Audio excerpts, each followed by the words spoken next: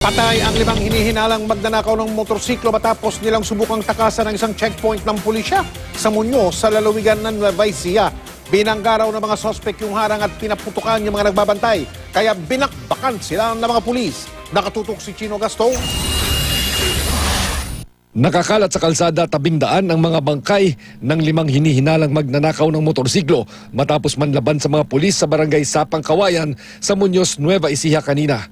Nakahambalang rin ang tricycle at motorsiklong kanilang sinasakyan. Nakaengkwentro sila sa isang COMELEC checkpoint nang magkatambal ng mga tauhan ng Muñoz PNP at Regional Public Safety Battalion dakong alas 3 ng madaling araw. Bigla raw dumating ang mga sospek sa kayang isang tricycle at sinusundan ng isang single na motorsiklo. Pero sa halip na huminto sa checkpoint, binangga raw ng tricycle ang harang sabay pinaputukan ng baril ang mga pulis. Dahil po niya kanya yung humanti ng putok sa mga 5 armado karnato na ito na nagsisunta sa kanilang pagkasawi. Dead on the spot ang mga sospek nang gumanti ang mga pulis. Walang nasaktan sa mga pulis pero tinamaan naman ng bala ang kanilang patrol car.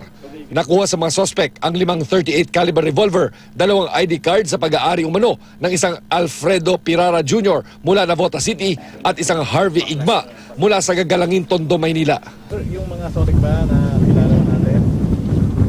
Mayroon ng 2 nakilala base doon sa dokumentong na-recover sa kanilang katawan. Yung 3 ay kasalukuyan pang inaalam ang kanilang mga identities. Nabawi ng mga pulis sa motorsiklo ng mga sospek at ang tricycle ni Macario de la Cruz na ninakaw daw ng mga armadong lalaki linggo ng gabi.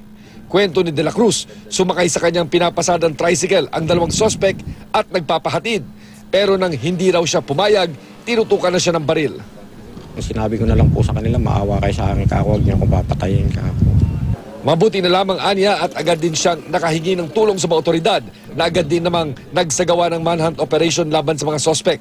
Kasalukuyang inaalam pa ang pagkakakilanlan ng ibang sospek at kung may iba pang mga kasamahan sa Nueva Ecija. Mula rito sa Nueva Ecija, Chino Gastong, nakatutok, 24 oras.